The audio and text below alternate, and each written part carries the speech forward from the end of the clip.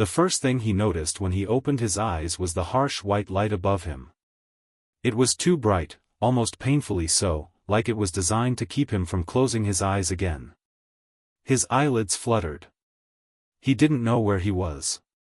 It felt like he had just woken up from a dream, no, not a dream, a nightmare.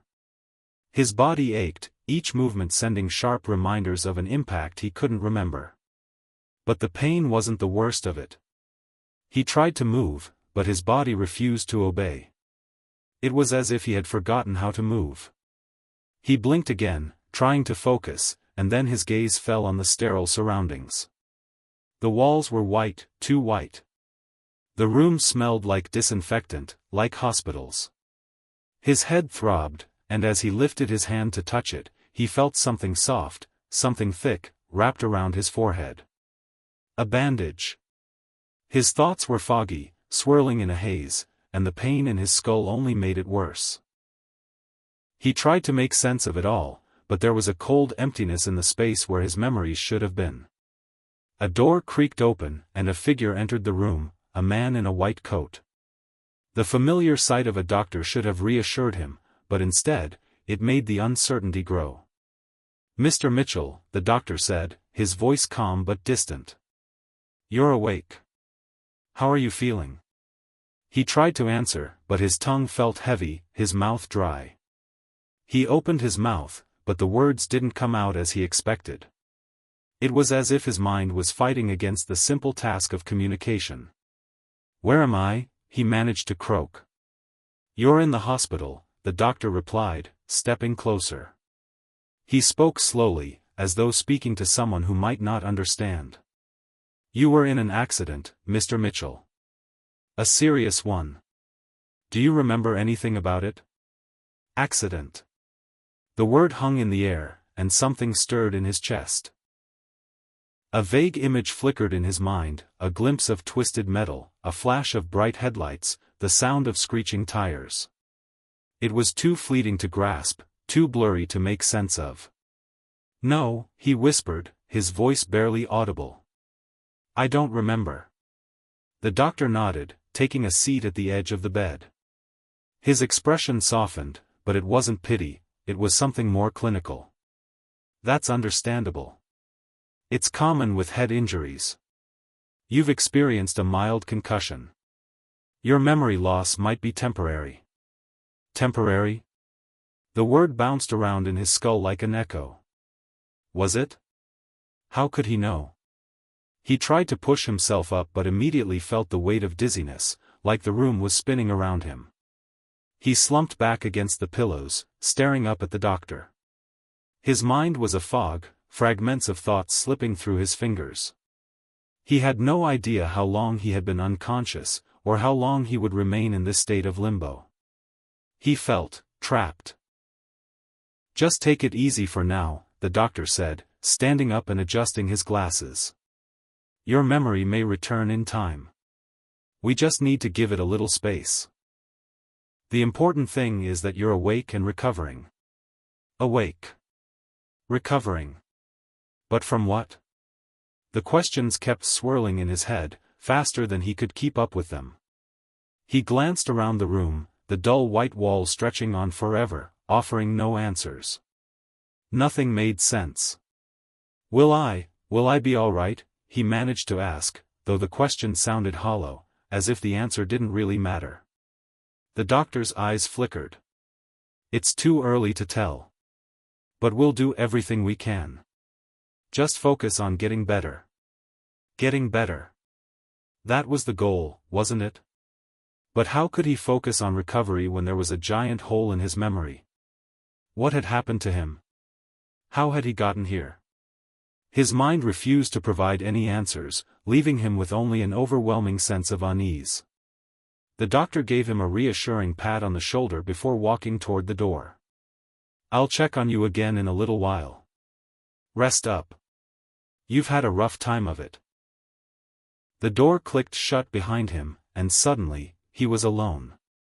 The sterile quiet of the hospital room seemed louder now, the soft beeping of machines more noticeable. His head was pounding again, and he closed his eyes, trying to block out the noise. For a moment, he allowed himself to drift, his thoughts aimlessly wandering. He tried to remember, tried to reach for something, anything, that would explain why he felt so unsettled. But nothing came. Not a single memory. As he lay there, an overwhelming sense of isolation washed over him. Who was he? What was his life like before this moment? The doctor had mentioned an accident, but what had happened to him? Where were his friends, his family? The questions piled up, one after another, but there were no answers. Not yet. The silence in the room was suffocating. The next few hours passed in a blur. Nurses came and went, checking his vitals, adjusting the 4-drip in his arm. But no one offered any real answers.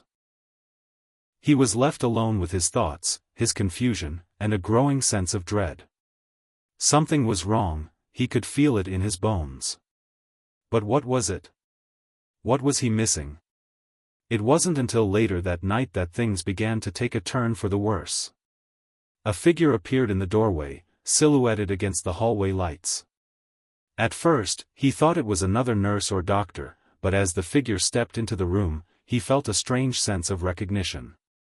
The person was tall, with broad shoulders and a commanding presence. It was a man, but there was something off about him. Something familiar yet unsettling. The man didn't speak at first. He simply stood there, watching. His gaze was intense, like he was studying him. The air between them felt thick, charged with unspoken words. "Who are you?" he asked, his voice hoarse, still unsure. The man didn't answer immediately. He took a few steps closer to the bed, and the dim light in the room reflected off his features. His face was lined with age, but there was a sharpness to his expression that didn't match the softness of the hospital room. "You don't remember me, do you?" the man finally spoke, his voice low and measured. "I thought you would, but I suppose that's the point of it all." "Who are you?" he repeated, growing more desperate. A cold shiver ran down his spine.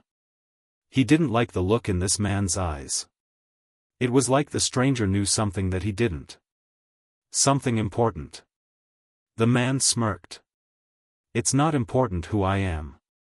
What's important is who you are, and what you've forgotten." He felt a knot tighten in his stomach. "What do you mean?" The man's eyes darkened, and he leaned closer, his voice dropping to a whisper. "You didn't just lose your memory. You chose to forget. There's a reason you're here, and you don't even know it." The words hit him like a punch to the gut. He didn't understand. What had he chosen to forget? Why? His mind raced, searching for answers, but nothing clicked. The man stepped back, his gaze never leaving him. "I'll be watching," he said cryptically before turning and walking out of the room. The door clicked shut behind him, and once again, silence filled the room. But this time, it wasn't the same silence. This one was heavier. It was filled with questions. With fear. What had he forgotten? And why had he chosen to forget it? He lay back in the bed, his heart racing. The doctor had said the memory loss was temporary, but this felt different. This wasn't just an accident. This was something more. Something dangerous. The days blurred together after the man's cryptic visit. Each morning, he woke up to the same sterile hospital room, the same cold metal bed, the same endless silence. The doctor had come in to check on him every now and then, his face polite and distant, offering reassurances that he was on the mend, that his memory would return in time. But it never did. The hole in his mind was vast, like a missing puzzle piece that no matter how hard he searched, he could never find. And every time the man with the sharp eyes and the cryptic words entered his thoughts, a deep sense of unease settled in his chest. He didn't trust him. But there was something hauntingly familiar about him. Something that tugged at the edges of his memory like an itch he couldn't scratch. It had been 3 days since the visit, and yet he could still hear the man's voice in his head, echoing the chilling words, "You chose to forget." The memory of that encounter didn't fade. It lingered like smoke in the air, suffocating him. Who was he? What had he done that was so terrible, so haunting, that he had buried it so deep? The questions gnawed at him, refusing to let go. One evening, as the sun dipped below the horizon, casting a dull orange glow through the small window in his room, a nurse entered with a tray of food. She was a young woman, perhaps in her 20s, with dark brown hair tied back in a tight ponytail.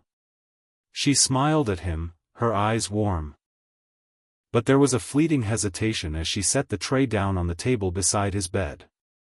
"How are you feeling today?" she asked in a gentle voice. "I'm okay," he said, his words coming out slower than he wanted. "Just trying to remember." The nurse nodded, though there was a sadness in her eyes that didn't quite match the professionalism in her voice. She adjusted the tray of food and then, after a pause, turned back to face him. "It's okay if you don't remember. Memory loss is tricky. It can take time. Sometimes people never get it back at all." He stared at the food on the tray, but it felt distant, unimportant. There was something in her voice, something hidden in the way she spoke, that made him uneasy. The calmness, the pity, it was as if she had seen people like him before. People who woke up with no memory and no answers. "Why do you say that?" he asked, his voice barely above a whisper. "That sometimes people never get it back." She hesitated. "Sometimes. People lose more than just their memories, Mr. Mitchell. Some lose their sense of self. They wake up and they don't know who they are anymore." The words hit him harder than he expected. The idea of waking up and not knowing who you were, not knowing your own identity, struck a deep chord in him. It was more than just frightening. It was suffocating. "I don't want to forget," he murmured, more to himself than to her. "I know," she said softly. "But sometimes the past is too painful to remember. Some people choose to forget because it's easier that way." Her words froze him in place. Choose to forget. The phrase echoed in his mind, reverberating with that same unsettling feeling. Who was he? What had been so painful that he had willingly chosen to block it out? The nurse didn't wait for him to respond. She turned to leave, her footsteps soft on the tile floor, but before she reached the door, she stopped. "If you ever remember. If you ever feel ready to talk about it, we're here for you." And with that, she was gone, leaving him alone with his thoughts. The room seemed even colder now, the shadows stretching longer as the night deepened. He tried to eat, but his stomach twisted, the food turning to ash in his mouth. He couldn't shake the feeling that something was terribly wrong. That he was on the brink of understanding something huge, but it was just out of reach, slipping through his fingers no matter how hard he tried to grasp it. It wasn't until late into the night that he heard the knock on the door. Soft, hesitant, but unmistakable. He barely had time to process the sound before the door creaked open, and once again, the man stepped inside. This time, the figure in the doorway wasn't just a shadow. It was him, the man. He was dressed in a dark coat, his face stern, his eyes sharp. There was no warmth in his gaze, no familiarity, just a cold, calculating look that made the hairs on the back of his neck stand up.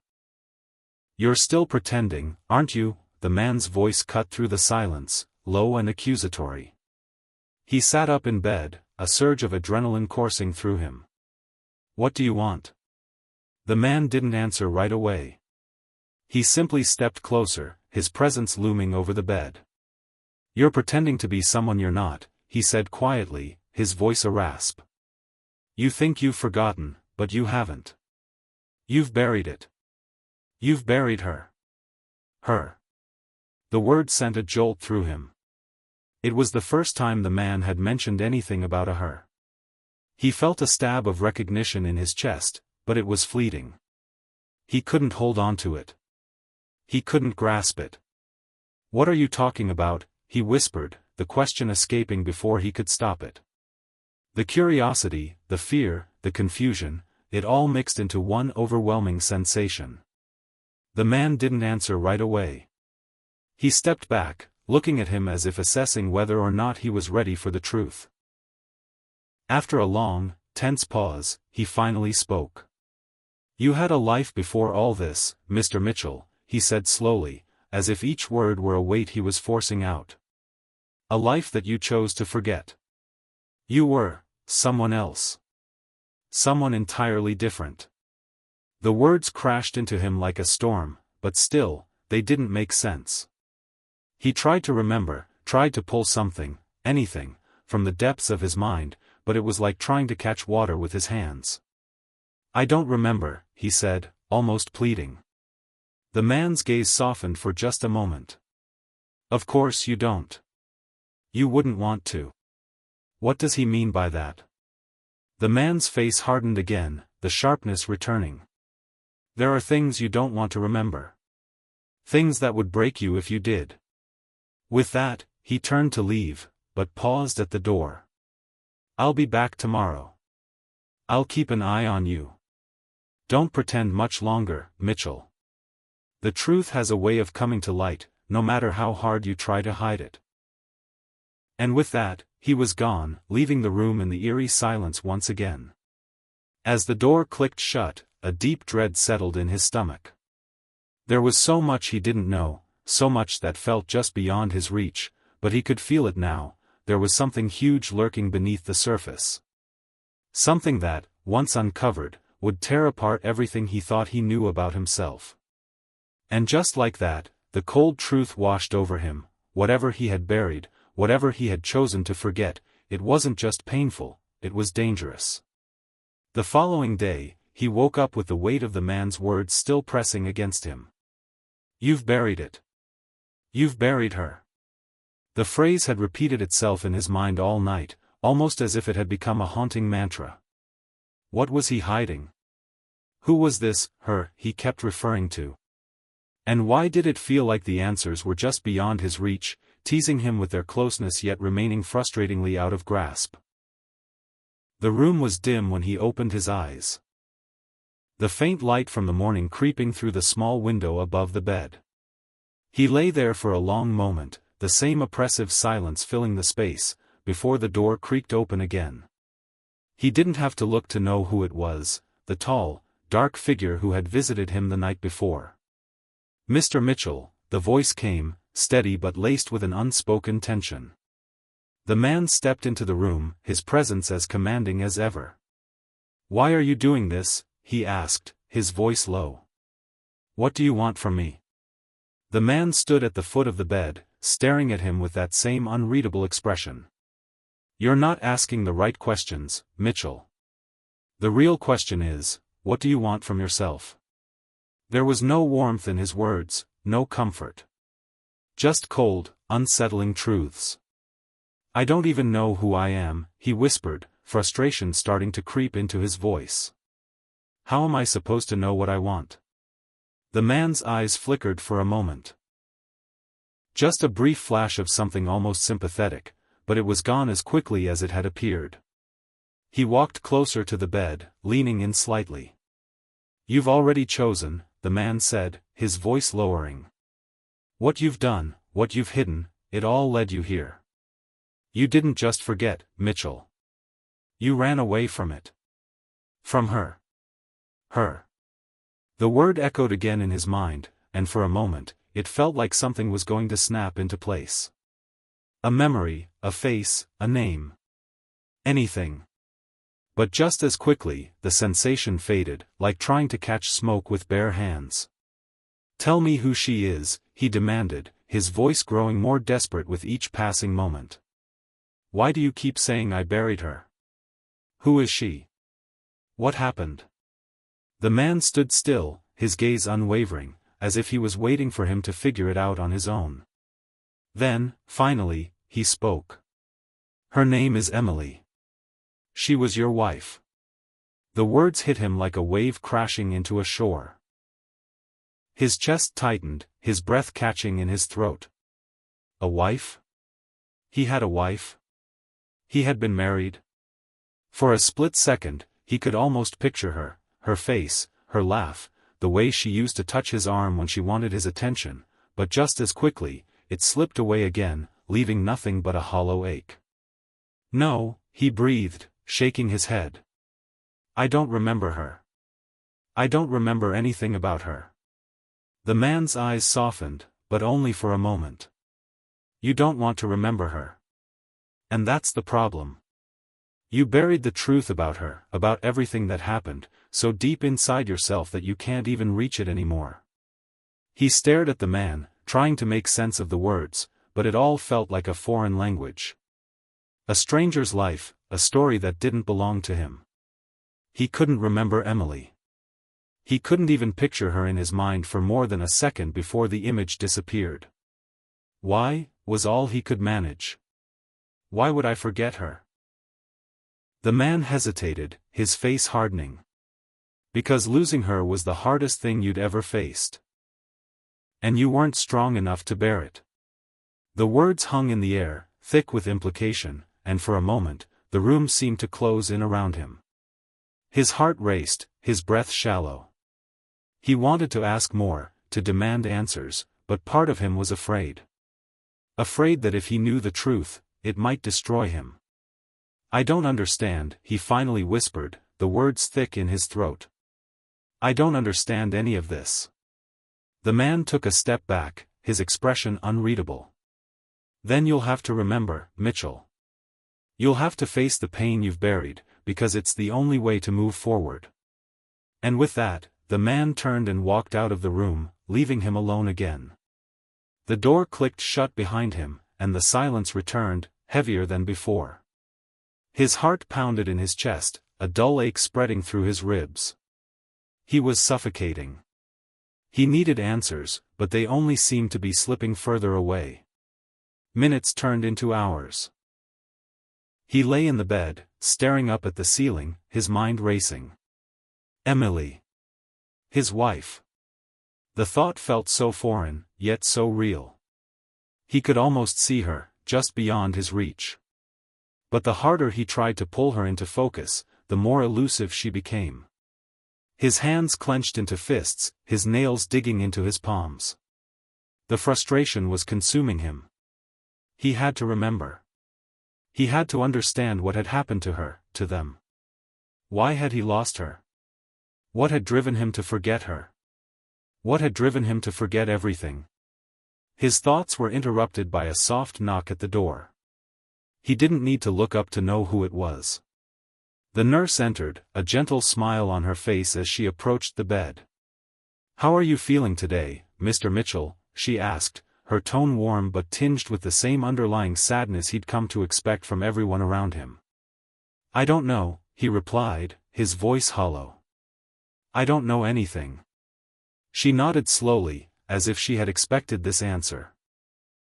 She set a small tray of food on the table beside him but didn't press him to eat. Instead, she sat down in the chair across from the bed, her eyes never leaving him. "I know this must be hard," she said softly. "Not remembering. Not knowing who you are. Who you were." He looked at her then, really looked at her, as if seeing her for the first time. There was something about the way she spoke, the way she seemed to understand his pain, that felt strangely comforting. But there was also a sense of distance, a professional mask that kept him from getting too close. He could see it in her eyes, she knew more than she was letting on. "Who are you?" he asked, the words slipping out before he could stop them. The nurse raised an eyebrow, clearly taken aback. "I'm just your nurse, Mr. Mitchell. My name is Claire." "No," he said, shaking his head. "I mean, who are you to me? Why do I feel like you know something I don't?" Claire hesitated, her gaze flickering toward the door before she looked back at him. "I'm just here to help you.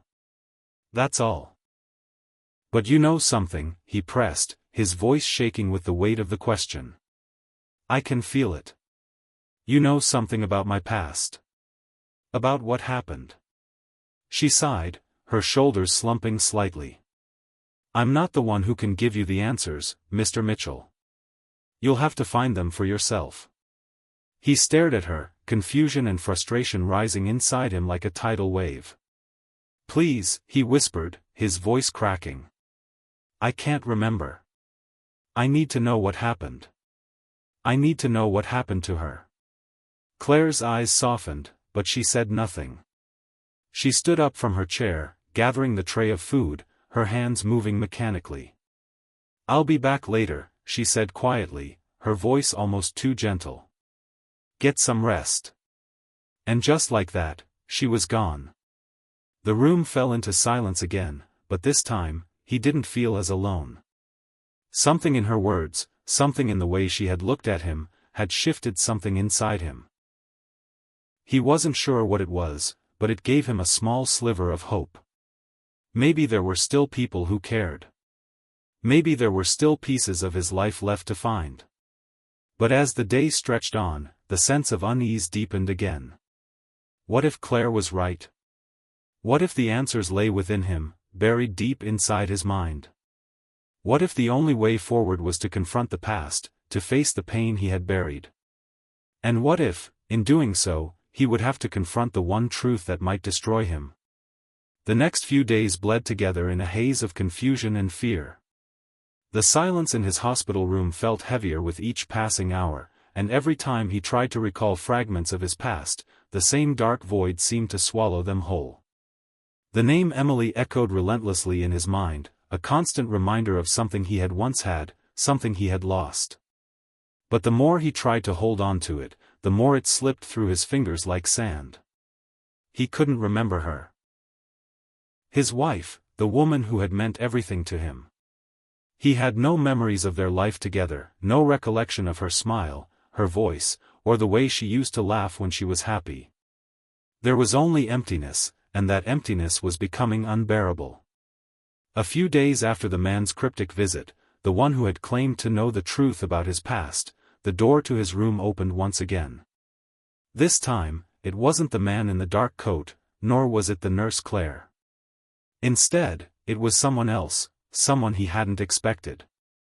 Standing in the doorway, looking both familiar and alien, was a woman. She was tall, with long auburn hair pulled back into a loose ponytail, and her eyes were a piercing blue that seemed to cut through the haze in his mind.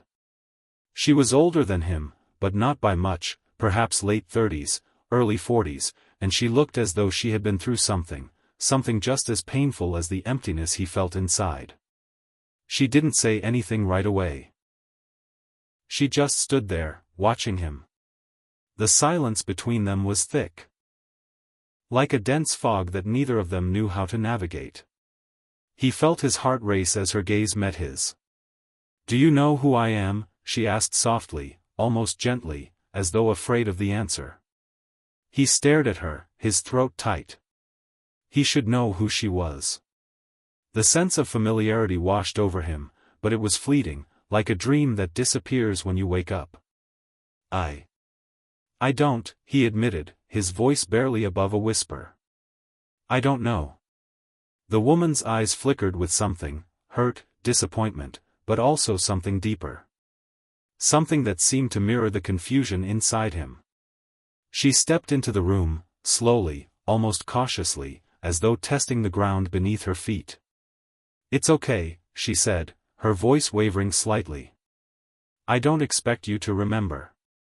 She sat down in the chair beside his bed, her posture stiff, like someone who had been carrying a heavy burden for too long. There was a long, uncomfortable silence before she spoke again, her voice low. "I'm Rachel," she said quietly. "I'm your sister." His breath caught in his throat. His sister? He had a sister? He felt a brief flicker of recognition, a sense of something familiar, but it was gone as quickly as it had come. "My sister," he repeated, the words tasting strange on his tongue. I don't remember you." Rachel closed her eyes for a moment, her face softening with sadness. "I know you don't. But I've been here, every day, hoping that you'd remember me. Hoping you'd remember us." He swallowed hard, struggling to hold back the overwhelming rush of emotions. A sister. How could he have forgotten a sister? How could he have forgotten someone who, by all accounts, should have been a part of his life? "I don't know what's happening to me," he muttered, shaking his head. "I can't remember anything. I don't even remember her, Emily. I don't remember my life." Rachel didn't seem surprised by his words, though the pain in her eyes was evident. "I know. I've seen the way you've been struggling. It's like you're a stranger to yourself." He could see the sadness in her eyes, but there was something else too, a flicker of something deeper. Fear? Regret? He couldn't tell, but it tugged at him, drawing him in. "What happened to me?" he asked quietly. "Why can't I remember anything? Why am I forgetting everything?" Rachel hesitated, her gaze flickering to the floor. "I don't know," she said finally. "But I think it's because you don't want to remember." The words hit him like a punch to the gut. "I don't want to remember." It sounded too familiar. It echoed the words of the man in the dark coat. "You chose to forget." "But why?" he asked, his voice almost a whisper. "Why would I choose to forget?" Rachel closed her eyes, letting out a slow, steady breath. When she spoke again, her voice was trembling. "Because, in a way, you had to." There was an ache in her voice, a deep sorrow that seemed to fill the entire room. He stared at her, waiting for her to continue, but the words didn't come immediately. Instead, she seemed to struggle with what she was about to say. "You and Emily, you had a perfect life," Rachel began slowly. "A happy life. Or at least, that's what it seemed like to everyone else." He nodded, trying to grasp the pieces she was offering, but the more she spoke, the more it felt like a fog was settling over him. He wanted to remember. He needed to remember. But the harder he tried, the more his mind seemed to reject the memories, as if it were protecting him from something he wasn't ready to face. "But something happened," Rachel continued, her voice breaking as she spoke. "Something that tore your world apart. Something that made you shut down. And Emily, she couldn't take it. Neither could you." He felt a tightness in his chest, as though the air had been sucked out of the room. "What happened?" he asked urgently. "What happened to Emily?" Rachel's face crumpled slightly, and for a moment, he saw a glimpse of the pain she had been carrying. She took a deep breath before answering, her voice barely above a whisper. "She's dead, Mitchell. Emily is dead." The words hit him like a tidal wave. For a moment, he couldn't process them. His mind couldn't wrap around what she was saying. Dead? How could Emily be dead? He couldn't remember her. He couldn't remember his life with her. And now, the one thing he had been trying so desperately to remember was lost forever. "No," he whispered, shaking his head violently. "No, she can't be. She's alive. I remember her, she's alive." Rachel's eyes were filled with tears now, and the grief in her gaze made his heart ache. "You remember her, but only in pieces. You blocked out the rest. The pain was too much for you to bear." The room seemed to tilt, his world spinning as he tried to make sense of her words. He wanted to deny it. He wanted to scream that she was wrong. But the truth was there, gnawing at the edges of his mind, and it was becoming too overwhelming to ignore. You don't remember the accident?" Rachel asked, her voice strained. The word accident struck him like a lightning bolt, and for the first time, something cracked open inside his mind, a flash of something terrible, something dark. He saw an image, a car crash. Glass shattering. The sound of metal twisting. The smell of smoke and blood. He saw her, Emily, her face twisted in pain, her body unmoving. And then, the darkness. The nothingness. He recoiled, his hand shooting up to his head as the pain of the memory exploded behind his eyes. Rachel was watching him, her expression sorrowful but patient. The accident was too much. You couldn't handle the guilt. The grief. So you chose to forget. He shook his head, trying to block out the images, trying to deny what he was remembering. But the truth was undeniable. Emily was dead. And he was the one who had chosen to forget. The days blurred together after Rachel's visit, each one heavier than the last. He had tried to block out the memory of Emily's death, but it kept clawing its way back to the surface, relentless in its demand for acknowledgement. Every moment felt like a war between his mind and his heart, his mind pushing to forget, while his heart ached to remember. But even now, the memory of her was fragmented, a series of flashes that came and went like lightning in a storm. He could see her smile, the way she used to glance at him when she thought he wasn't looking. He could hear her laugh, that soft, melodic sound that always made him feel like everything would be okay, even when the world felt like it was falling apart. And then there was the darkness, the crash, the twisted metal, the smell of burning rubber and oil. His stomach churned at the memory, but he couldn't stop it. He had tried to shut it out for so long, but now it was there, forcing its way back into his life. He woke up each morning feeling like he was drowning in a sea of confusion. The more he learned, the less he understood. The pieces of his life that had once seemed so solid now felt like they were slipping through his fingers, each fragment slipping away before he could catch hold of it. And yet, despite the agony, there was something compelling about the need to know. The need to understand what had happened to him, to Emily, to everything. He couldn't go on living in this fog of uncertainty. It was late one evening when the door to his room opened once again. This time, there was no knock. No announcement. The door simply creaked open, and a shadow filled the doorway. His heart skipped a beat as he recognized the silhouette. The man in the dark coat. He hadn't seen him since the night he first came to visit, but now he was standing there, just as mysterious and unreadable as before. There was something about the man's presence that felt different. More urgent. "Mitchell," the man said, his voice calm but intense. "We need to talk." The words didn't seem like a request. They felt like a command. Mitchell's pulse quickened as he struggled to sit up, trying to steady himself in the face of the man's cold gaze. "What do you want from me?" Mitchell asked, his voice hoarse. The man didn't answer immediately. He stepped into the room, his movements deliberate, as if he were preparing for something. Then, he placed a thick folder on the table beside Mitchell's bed, his eyes never leaving the patient. "I came to finish what we started," he said quietly. Mitchell stared at the folder, his mind racing. "Finish what? What do you mean? What do you know about me?" The man took a deep breath, his eyes softening for just a fraction of a second. "You need to remember everything, Mitchell. The truth. The whole truth. The accident. Emily." The name Emily sliced through the air like a blade, and Mitchell recoiled, his breath catching in his chest. "Stop saying her name. I can't remember. I can't." The man's expression didn't change.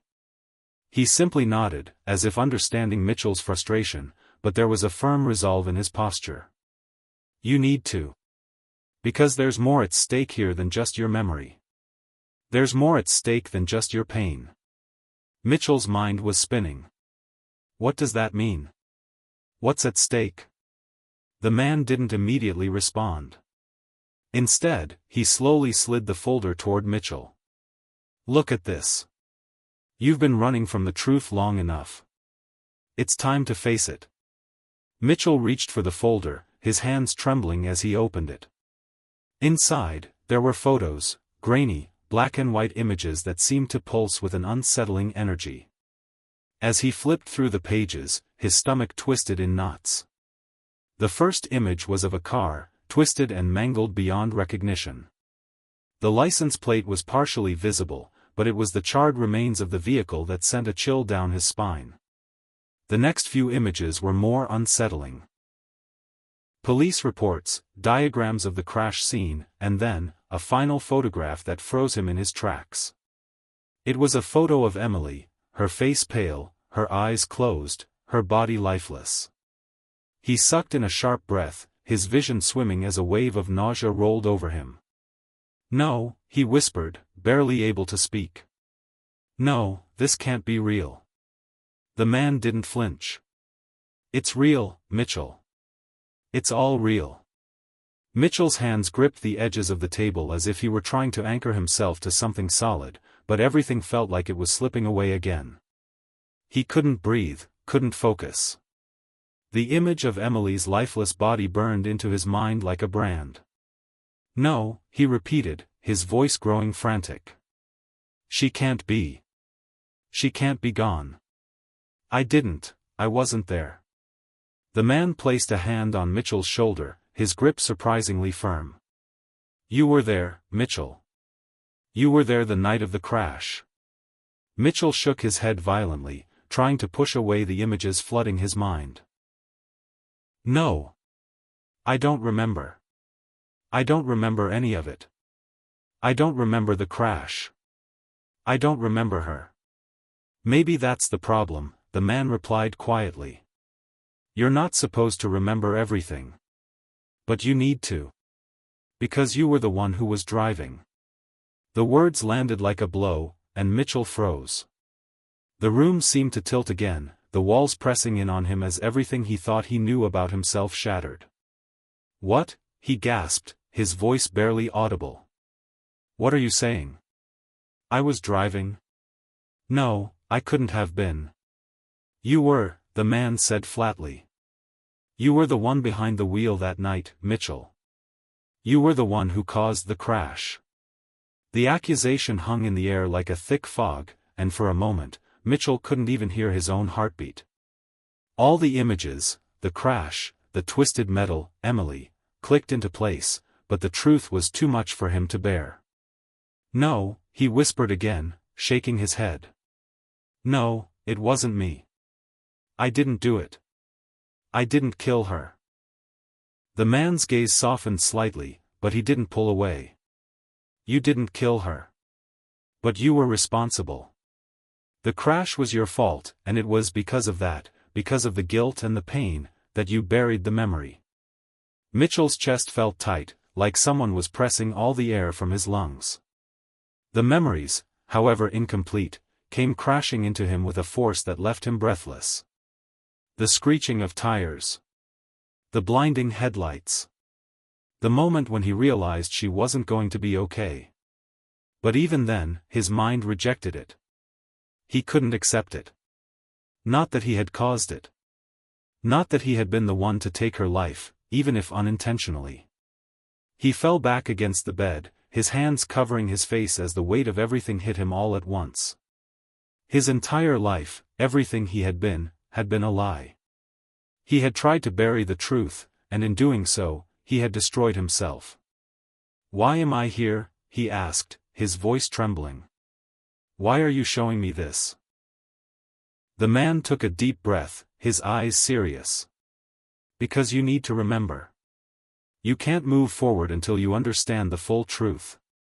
You need to know what happened, Mitchell. You need to understand the consequences of your actions." Mitchell looked up, his eyes red-rimmed from exhaustion and tears. "I don't know if I can do this," he whispered. "I don't know if I can face it." The man's expression softened for the first time. "You don't have to do it alone. But you have to do it. You have to face what you've done, and only then can you truly begin to heal." Mitchell sat in silence for a long time, staring at the photos in front of him. The man was right, but the truth was suffocating. He had buried it so deep, hoping that it would disappear.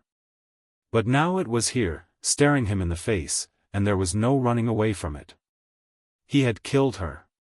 He had taken Emily's life, and it was something he would have to live with for the rest of his own. The days that followed the man's revelation were the darkest Mitchell had ever known. Each morning, when he woke, it felt like a crushing weight had settled on his chest, as if the air around him was too thick to breathe. He no longer saw the hospital room as a place of healing but as a cage that held him captive with the truth he could no longer escape. The truth. It was all coming into focus now.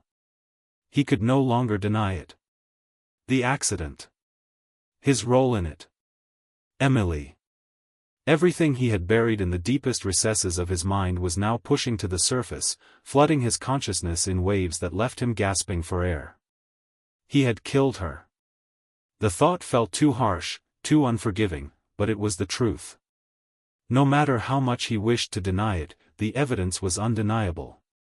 The man in the dark coat, Rachel's grief-stricken face, the photographs, the guilt was suffocating.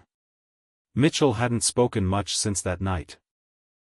He spent most of his time staring out the small window of his room, watching the world outside move on, while he remained trapped in his own personal nightmare. He no longer recognized the person in the mirror. The face staring back at him was foreign, haunted by a past he couldn't escape. For the first time in his life, he felt utterly alone. The days passed in a blur of grief, guilt, and pain. Mitchell's thoughts were constantly on Emily. He could still see her face, her laughter, her eyes, those little moments that had once felt like the definition of happiness. He could still feel the warmth of her hand in his, the comfort of her presence. But now, those memories were tainted, marred by the truth of what had happened. The accident. The crash. The sound of glass shattering, of metal twisting and groaning under the force of impact. He had failed her. Mitchell's mind seemed to unravel a little more each day. The guilt was too much. How could he face the world after what he had done? How could he even look Rachel in the eyes again, knowing that he was the one who had taken her sister away from her? The woman who had been his wife. The woman he had sworn to love and protect. But Mitchell didn't know how to protect her when it mattered most.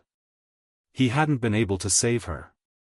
One evening, a soft knock at the door interrupted his thoughts. He barely looked up. He didn't want to face anyone. He didn't want to talk.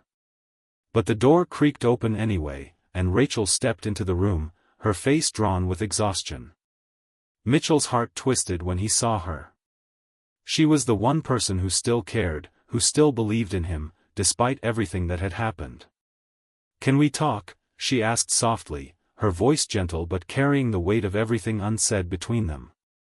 He nodded, but the lump in his throat made it hard to speak. Rachel walked over to the chair by his bed and sat down, her eyes scanning his face, searching for something that he didn't know if he could give. "I know this is hard," she began, her voice trembling slightly. "I know you're struggling to make sense of all of this. But you don't have to do it alone." He looked at her, the pain in his eyes reflected in her own. "I don't deserve your help," he muttered, his voice barely audible. "I don't deserve anyone's help." Rachel's eyes softened, and she leaned forward slightly, her gaze intense. "Mitchell, look at me. You're not the only one who lost someone that night. I lost her too. But you're still here.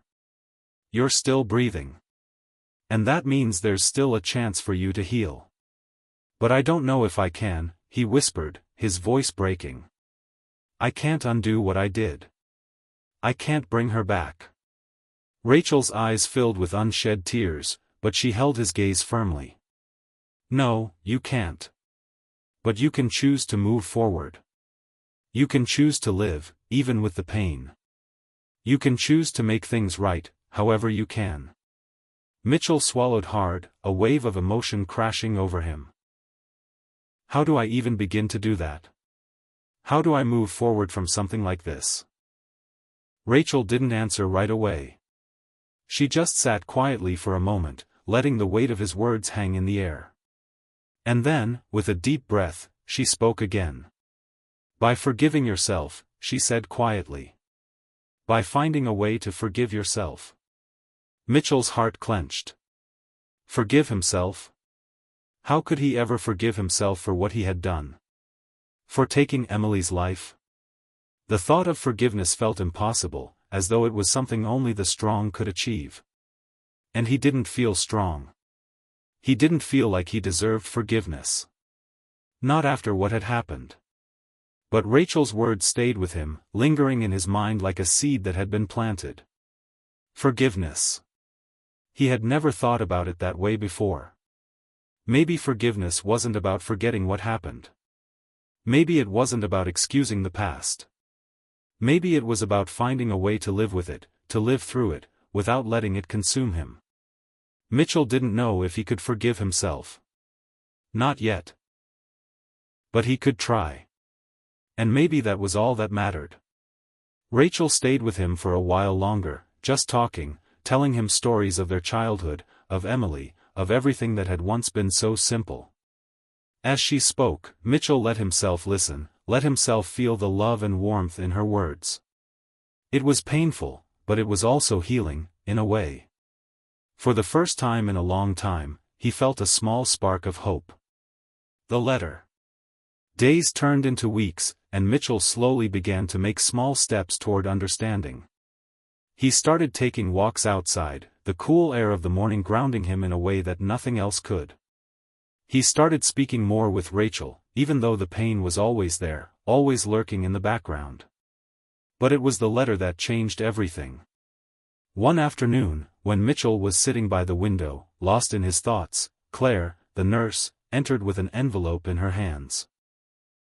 It was an envelope with no return address, just his name written in neat handwriting on the front. "Mitchell, this came for you," she said, her voice calm but curious. He took the envelope, his fingers trembling as he opened it. Inside was a single sheet of paper, folded carefully. As he unfolded it, his heart stopped. The handwriting was unmistakable. It was Emily's. The letter read, "Mitchell. I don't know where you are or what's happened to you. I don't know if you'll ever read this, but I need you to know something. You were always my heart, even when things were broken between us. I know you've been carrying this weight, and I know it's been eating at you. But please, listen to me, you can't carry it forever. You can't let it define who you are. I forgive you. I don't know how or when, but I do. And I need you to forgive yourself. I hope you find peace. And I hope you find a way to live, even without me. Love always. Emily." The letter slipped from Mitchell's hands, falling to the floor as he sat there, completely still.